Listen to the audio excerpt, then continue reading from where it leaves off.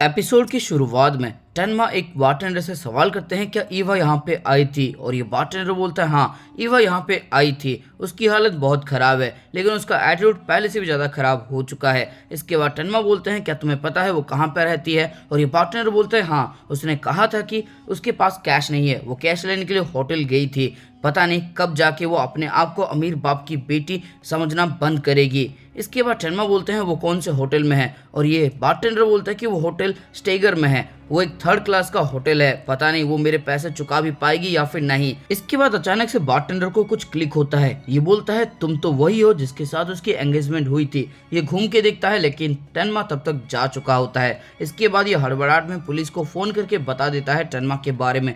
तभी एक बंदा आता है और बोलता है कि हे मेरा कोट यहाँ पे था, वो कहाँ पे है, मैंने उसको यहीं पे टांगा था। और हम देखते हैं वहाँ पे कोई कोट नहीं होता, यानी कि टेनमा वो कोट उठा के चला गया। इसके बाद हम देखते हैं टेनमा छुपते छुपाते हुए उस कोट की मदद से रास्ते पे चल रहा होता है। कोट की पॉकेट में कुछ पैसे होते हैं जिसकी मदद से ये एक फोन बूथ के अंदर जाता है और होटल स्टेगर में कॉल करता है और बोलता है ईवा हाइनेमैन से मुझे कनेक्ट करवाओ। वहाँ की जो कॉल अटेंडेंट होती है वो बोलती है जरा इंतजार कीजिए, हम अभी आपको कनेक्ट करते हैं। लेकिन थोड़ी देर हो जाती है, ये कनेक्ट नहीं हो पाता और तब टेनमा बोलते हैं जरा जल्दी करो। और इसके बाद वो औरत बोलती है कि हमें माफ़ करना, हमने उसके रूम के अंदर फ़ोन लगाया था लेकिन वो कॉल रिसीव नहीं कर रही है। इसके बाद टेनमा बोलते हैं उसका रूम नंबर क्या है, एक इम्पोर्टेंट फैक्स मुझे उसके पास भेजना है, क्या तुम मुझे उसका रूम नंबर बता सकते हो। इसके बाद वो बंदा बोलता है उसका रूम नंबर 402 है और अपना फैक्स नंबर भी दे देता है। इसके बाद टेनमा सीधा उसी होटल में पहुंच जाते हैं। इसके बाद सीन शिफ्ट होता है, हम देखते हैं वार्डामैन कॉल कर रहे होते हैं मिस्टर बाउल को, लेकिन वो कॉल रिसीव ही नहीं कर रहा होता। इसके बाद रिचवेन बोलते हैं ये सब बेकार है, मिस्टर बाउल ना कॉल रिसीव कर रहे हैं ना ही वो अपने ऑफिस में हैं, तुम अपने पार्टनर का कितना ही इंतजार क्यों ना कर लो, वो नहीं आने वाले हैं। और शायद वो ये बहाना देंगे कि टेनमा का वो लॉयर है, वो चाहते हैं कि वो टेनमा को इनोसेंट प्रूव करे। लेकिन टेनमा ने एक कन्फेशन दे दिया और उसके बाद वो भाग भी गया। किसी ऐसे इंसान का वो क्लाइंट नहीं बन सकते। तुम क्या करोगे, क्या तुम भी टेनमा का केस छोड़ने वाले हो मिस्टर वार्डामैन। और इसके बाद वार्डामैन बोलता है कि नहीं, मैं ऐसा कुछ नहीं करने वाला हूँ। लेकिन ये भी सच है कि टेनमा भाग गया है, मैं चाहता था कि भागने से पहले एक बार के लिए वो मेरे ऊपर भरोसा करता। इसके बाद रिचवेन बोलते हैं क्या तुम टेनमा के ऊपर भरोसा करते हो, क्या म्यूनिक में जो कुछ भी हुआ तुम उन सब के ऊपर भरोसा करते हो, टेनमा ने तुमसे जो कुछ भी कहा था क्या तुम उन सब के ऊपर भरोसा करते हो। लेकिन यहाँ पे वार्डामैन कुछ भी नहीं बोलता और रिचवेन बोलते हैं यानी कि तुम उनके ऊपर भरोसा नहीं करते। पहली बार जब ऐसा कुछ हुआ था तब मैं भी हैरान हो गया था, वो म्यूनिख से भाग गया था लेकिन उसके पीछे भी एक वजह थी, तब कुछ होने वाला था और वो जोहान को मारने के लिए गया था और अभी भी वो भागा है क्योंकि कुछ ना कुछ होने वाला है, कुछ भयानक होने वाला है।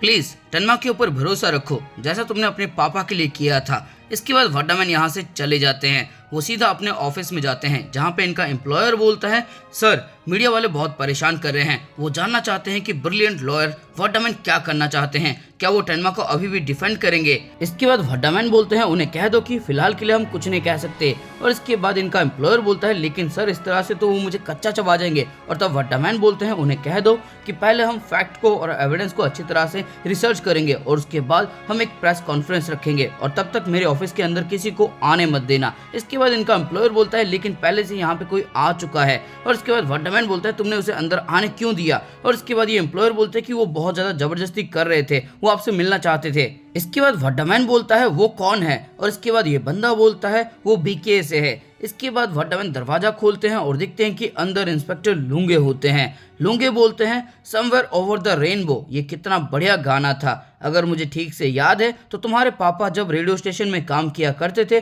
तब ये गाना वो हमेशा लगाया करते थे। इसके बाद वार्डामैन बोलते हैं तुम कौन हो और लूंगे बोलता है मेरा नाम लूंगे है।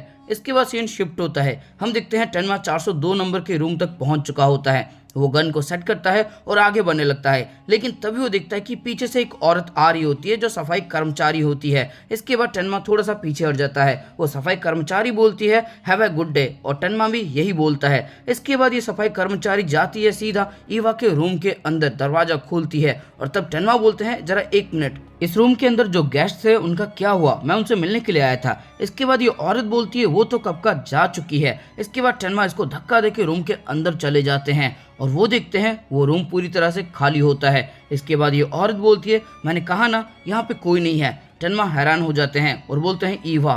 इसके बाद वार्डामैन बोलते हैं इंस्पेक्टर लूंगे टनमा के ऊपर जब मैं रिसर्च कर रहा था तब मैंने बहुत सारे रिपोर्ट को पढ़ा है, लेकिन उन सब में से आपका रिपोर्ट बहुत ही ज़्यादा डिटेल में था। इसके बाद लूंगे बोलते हैं लीगल वर्ल्ड के अंदर तुमने भी बहुत ज़्यादा नाम कमाया है, मुझे तुम्हारी तारीफ करनी चाहिए। इसके बाद वर्डामैन बोलते हैं आप जरूर यहाँ पे टनमा के लिए आए होंगे, मैं उनका लॉयर हूँ ये सच है, लेकिन मुझे भी उसके बारे में कुछ भी नहीं पता है, उसने मेरे साथ कोई भी कॉन्टैक्ट नहीं रखा है। इसके बाद लूंगे बोलते हैं नहीं, मैं इसलिए नहीं आया हूँ, सच बताऊँ तो मैं एक छुट्टियों में हूँ और एक तरह से ये छुट्टियाँ भी एक तरह से भागने जैसा ही है। इसके बाद वर्डामैन बोलते हैं मुझे माफ करना, लेकिन इन सब के लिए मेरे पास वक्त नहीं है। और इसके बाद लूंगे बोलते हैं मेरी एक आदत है, मैं अपने काम को जब भी छोड़ के जाता हूँ तो उनके ऊपर एक थीम रखता हूँ और इस ट्रिप का थीम है ये बुक। इसके बाद वर्डामैन बोलते हैं मैंने कहा ना, मुझे माफ करना, मेरे पास इन सब के लिए वक्त नहीं है, अब आप यहाँ से जा सकते हैं, मुझे टनमा के बारे में कुछ भी नहीं पता है। इसके बाद लूंगे बोलते हैं मैं यहाँ पे टनमा के बारे में पूछने के लिए आया ही नहीं हूँ, आखिरकार जब मैं तुम्हारे पास आ रहा था तब मुझे पता लगा कि टनमा भाग चुका है। इसके बाद वर्डामैन बोलते हैं तो तुम यहाँ पे क्यों आए हो, और लूंगे बोलते हैं इस बुक की वजह से, ये बुक मुझे काफ़ी कमाल की लगी, मैं इसके ऑथर के बारे में जानना चाहता हूँ, लेकिन उसके बहुत सारे पेन नेम हैं और उनमें से एक पेन नेम है क्लाउस पोप जो कि एक जर्मन नेम है। और जब मैं उसके बारे में सोच रहा था तब मुझे याद आया मैं किसी को जानता हूँ जिसका क्लाउस पोप दोस्त हुआ करता था। इसके बाद वर्डामैन बोलते हैं कौन है वो, और इसके बाद लूंगे बोलते हैं तुम्हारे पापा के रेडियो स्टेशन में fairy tales of the world नाम से एक शो आया करता था।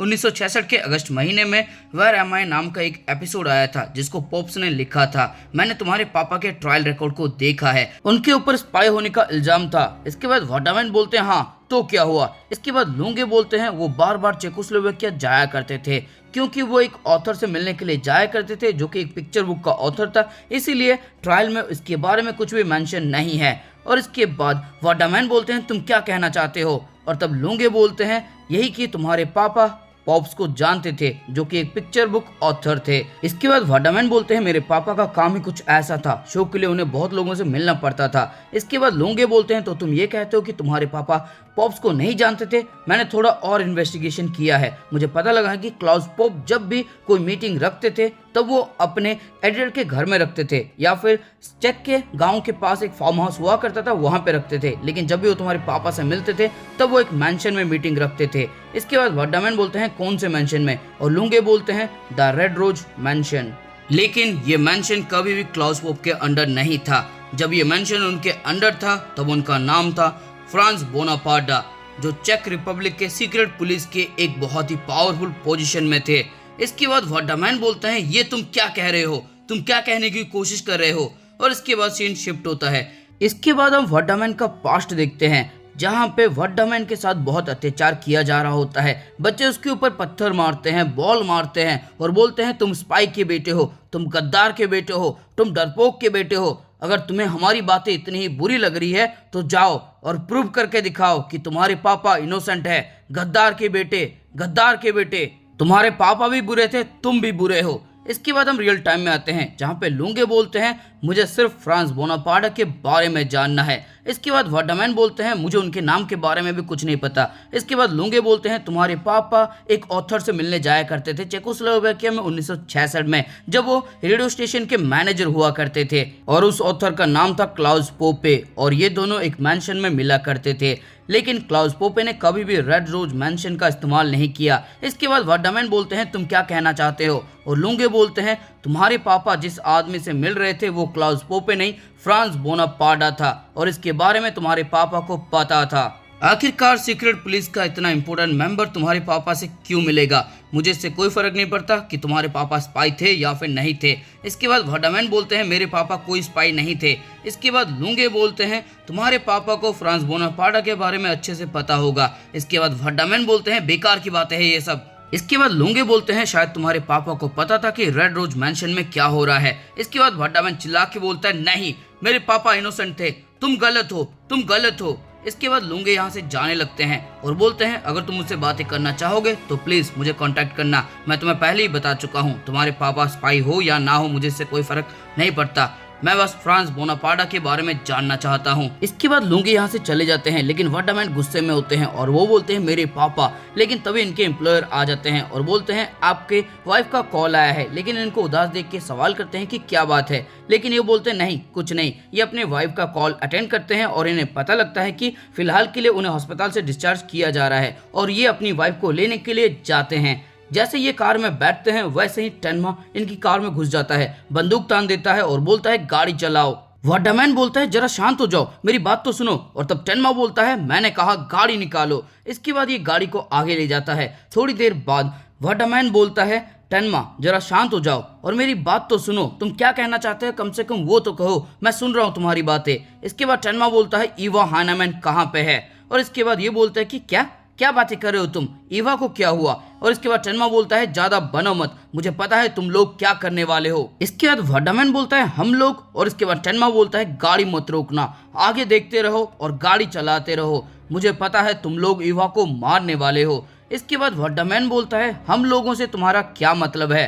और इसके बाद टेनमा बोलता है मैंने कहा ना ज्यादा बनो मत, मुझे पता है तुम मिस्टर बाउल के साथ काम कर रहे हो और ये मिस्टर बाउल कोई और नहीं वही इंसान है जिसको मैंने लाइब्रेरी में गोली मारी थी।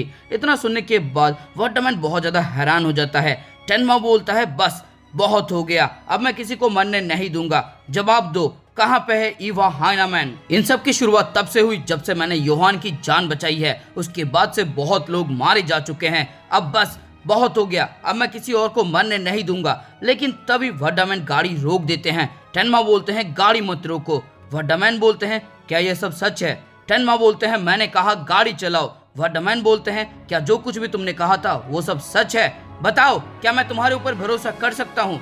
इतना सुनने के बाद टेनमा थोड़ा हैरान हो जाता है और वो शांत भी हो जाता है। इसके बाद वर्डामैन बोलते हैं मेरे पापा स्पाई के सस्पेक्ट थे, लेकिन बाद में पता लगा कि वो सब फेक था, वो कोई स्पाई नहीं थे। लेकिन सच्चाई ये है कि वो एक स्पाई थे। मुझे लगा था कि मेरे पापा निर्दोष हैं, इसीलिए मैंने बहुत ज़्यादा पढ़ाई की, एक लॉयर बना। लेकिन जब मैं पढ़ाई कर रहा था तभी मुझे प्रूफ मिल गए थे कि मेरे पापा एक स्पाई हैं। उस दिन के बाद से मैंने कभी किसी के ऊपर भरोसा नहीं किया। लोग मुझे द ब्रिलियंट लॉयर कहते हैं, लोग मुझे न्यायमूर्ति कहते हैं, अजी घंटा, मैंने कभी किसी के ऊपर भरोसा ही नहीं किया। और वो जोरों से हंसने लगता है और बोलता है ये सब बहुत ज्यादा मजेदार है। लेकिन तुरंत वो रोने भी लगता है और बोलता है सच में मैं एक स्पाई का बेटा हूँ।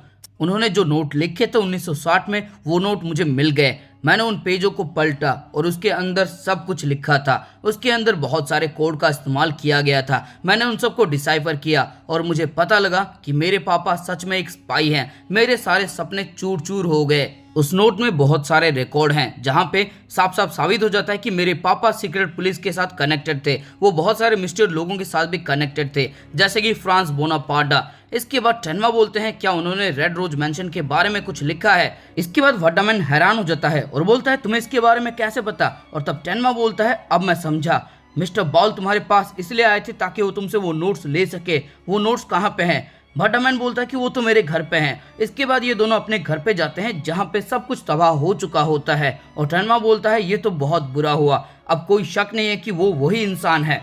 इसके बाद वर्डामैन बोलता है उसने तुम्हारे लिए एक नोट छोड़ा है, शायद उसे पता था कि तुम यहाँ पे आने वाले हो। इसके बाद टेनमा उस नोट को पढ़ने लगता है जहाँ पे लिखा होता है मेरी मदद करो केंजो, जल्दी आओ, जल्दी से रेड रोज मैंशन आओ और मेरी जान बचा लो। इसके बाद वर्डामैन बोलते हैं क्या इसका मतलब ईवा सेफ है। और तब टेनमा बोलते हैं नहीं, वो मेरे साथ खेल रहा है, वो मेरे साथ गेम खेल रहा है, ये ईवा की हैंडराइटिंग नहीं है। इसके बाद वर्डामैन बोलता है ये सेफ है, शायद उसने मेरे पुराने रिकॉर्ड को चेक नहीं किया है। और हम देखते हैं somewhere over the rainbow castle के नीचे ही वो नोट होती है।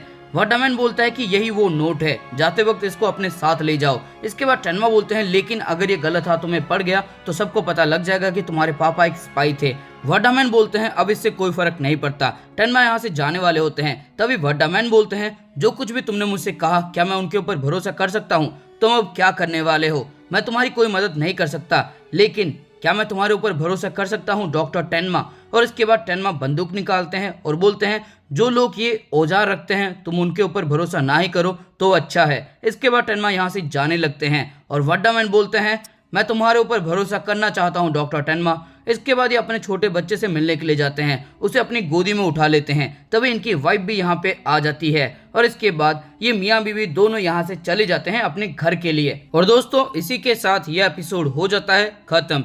तो दोस्तों इस एपिसोड के अंदर आपको कुछ भी अच्छा लगा, फिर मजा आया तो इस वीडियो को लाइक कर दो, कमेंट करके कुछ भी अच्छा सा, कमाल सा, धांसू सा, फनी सा लिख देना। और अगर तुम चाहते हो कि इसके रेगुलर एपिसोड मैं रेगुलरली अपलोड करता रहूं तो इस वीडियो को अपने दोस्तों के साथ या फिर किसी एनिमे लवर के साथ शेयर कर देना। और अगर चैनल पे नए हो और अभी तक चैनल को सब्सक्राइब नहीं किया है तो क्या कर रहे हो, सब्सक्राइब करो और उसके बाद घंटा या फिर घंटी जो भी तुम्हें दिखेगा उसको एकदम जोरों से बजा देना, एकदम टन करके आवाज आ जानी चाहिए, वरना योहान को तुम्हारा एड्रेस भेज दूंगा मैं।